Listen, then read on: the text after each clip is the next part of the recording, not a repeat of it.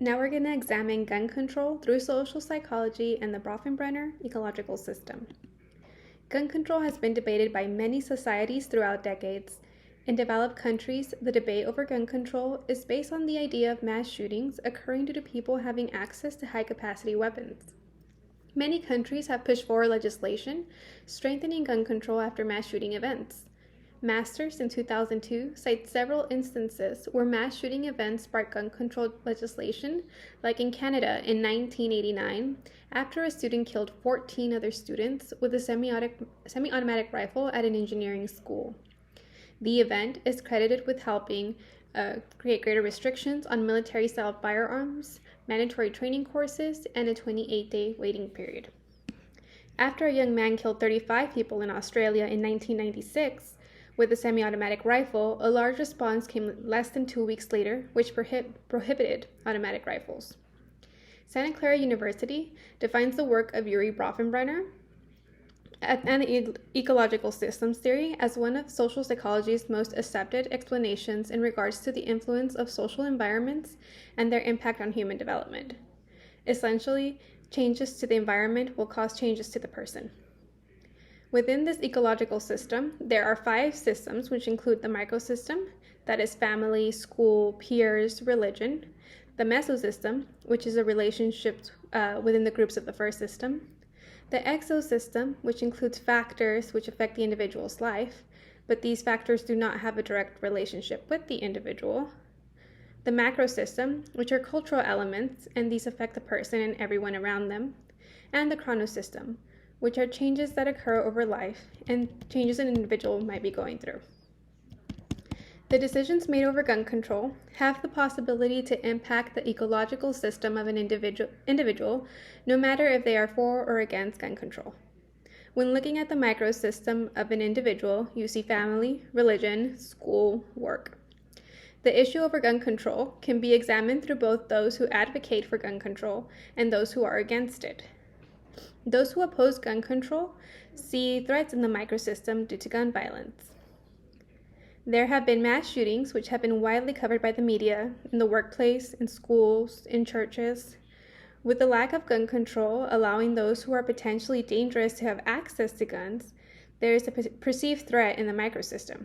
Schiff in 2019 discusses how through mass shootings though mass shootings make up a small percentage of overall gun deaths, they have a lasting impact on communities, and their unpredictability creates fear and bigger responses towards gun control. Most recently, we saw a mass shooting related to race at a supermarket in Buffalo, and the Uvalde school shooting where 19 children and 2 teachers were murdered.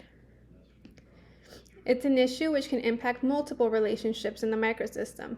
For those who oppose gun control, their microsystem is made up of multiple facets within the microsystem advocating for less legislation over guns. Selinska in 2007 describes how the average legal gun owner is white, male, Protestant, from small towns or rural South, married, and Republican.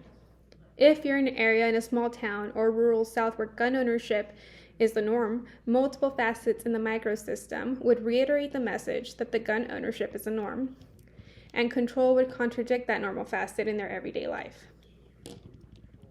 The mesosystem examines relationships within the microsystem.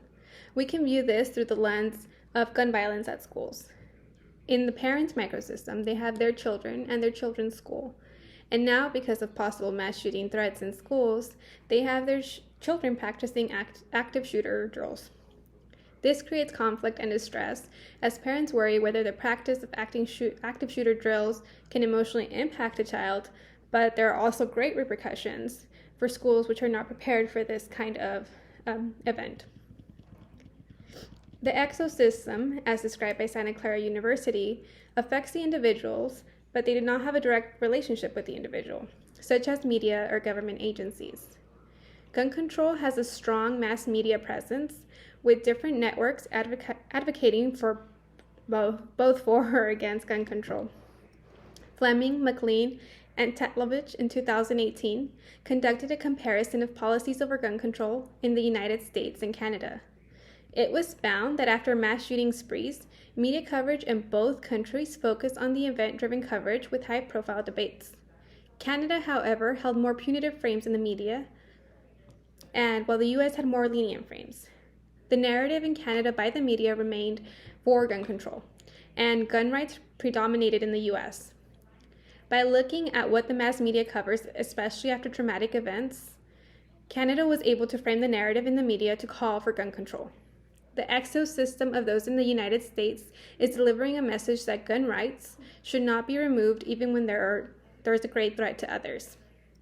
Those who oppose gun control see this as a reinforcement in their ecological system. Their microsystem and mesosystem see gun ownership as a part of their culture, and there's a wide support for gun ownership with lax gun control laws. Those who oppose gun control, those who are for gun control, see further threats in their exosystem because danger to their well-being or lives is not as important as to restrict gun control rights. Santa Clara University describes the macro system as affecting the individual and everyone around them, including laws and legal mandates. Fleming, McLean, and Tetlovich further examined reactions towards mass shooting events and the impacts on legislation in Canada and the US. They cite how U.S. Democrats focus primarily on restrictive gun control, and Republicans are lenient on gun policies, making it a very partisan issue. They also cite how gun control legislation has only been enacted when there is a Democratic-controlled Congress. When gun-lenient legislation has been passed, it's been under Republican-controlled Congress. In Canada, both Liberals and rightist parties held strong beliefs, but weren't exclusively one-sided. Though restrictive gun legislation is passed when a government is under Liberal leadership, there has been support in Canada from the rightist side, bipartisan support. The macro system of those in Canada is alleviated, an issue in the ecological system, by restricting access to guns. In the United States, due to political division and lobbying from the NRA, legislation has switched over time from restrictive gun control to more lenient laws. For the people of the U.S., their macro system has not resolved the conflict.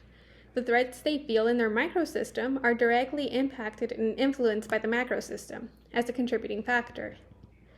Those who want lenient laws see threats from the government for limiting access to guns, but support from those in the government who refuse to restrict access to guns is giving them further proof that there shouldn't be gun control.